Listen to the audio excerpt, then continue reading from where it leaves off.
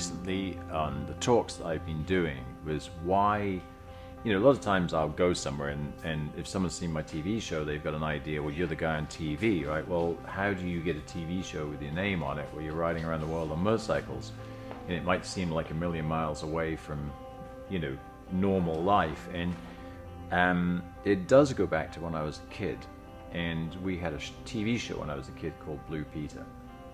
And every year, the hosts of the show, it was a great show because they had pets on the show, and a lot of kids in the inner cities in London and big cities didn't have pets. So it was their only chance to sort of have their virtual pets, if we would use modern language, where they would tune in to see the TV show. So every week they would do things. They might bake a pie, they might go bungee jumping, and they did a overseas vacation every year where we all got to go along with them. But one of the keys to what they did was every year they would go to Africa and they would go to a place of need, and they would identify a project that needed done. They would come home and they would engage us kids to help them.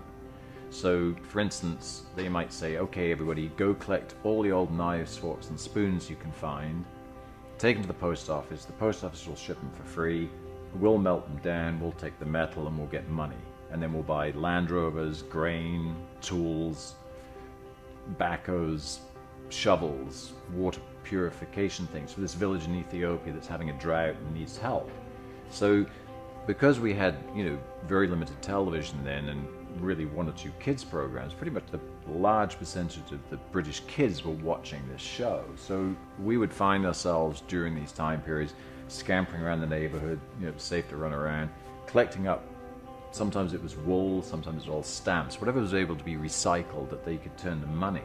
And we'd tune in every week and they had one of those big thermometers and we'd see the thing go up. And then finally one day they'd be rolling Land Rovers into the studio. And then there'd be grain and there'd be bucket loaders and tools. And then, eventually all the stuff would go on the ship, it would go off to Ethiopia and they'd do the project. And, looking back now, as kids, we probably barely bought the lug nuts on the Land Rover, right? But we felt so connected to the project. When those Land Rovers went to Africa, when those tractors arrived there, they were ours. We'd made them and done them. So that was in my head as a young man. And then I went and did voluntary work in London when I was 18 with, abandoned, emotionally disturbed kids. Orphans, not great parents. Came out of that, got pretty selfish probably. I was really, did my drug period, did a lot of travel for myself, and it was probably not until my mid-30s when I was back in Peru, I met a crazy Canadian preschool father, Gio, who was caring for a lot of people, that I started to realize I need to do something to give back. I think I was a bit complacent as a kid, like, hey, I've done my voluntary work, I gave my year, now I can go be selfish. And so I felt like I started coming back to it. So that seed started when I was in my 30s. By the time I was in my 40s, that was going, and then by '08 I'd started my own foundation, and that was when I came up with the idea to do Neale Bailey Rides. I was doing a television show about riding around the world, which was great, staying in nice hotels. I was with a very popular celebrity at the time, and signing autographs and making money and all that stuff. And I'm like, well, this is great, but why don't we do some more? So I combined my charity work with my TV work and created a show that would see us riding around the world, but giving back to orphans and abandoned kids at the same time. So I think it just all came from being a kid and watching that show and the passion that we got from being involved with it.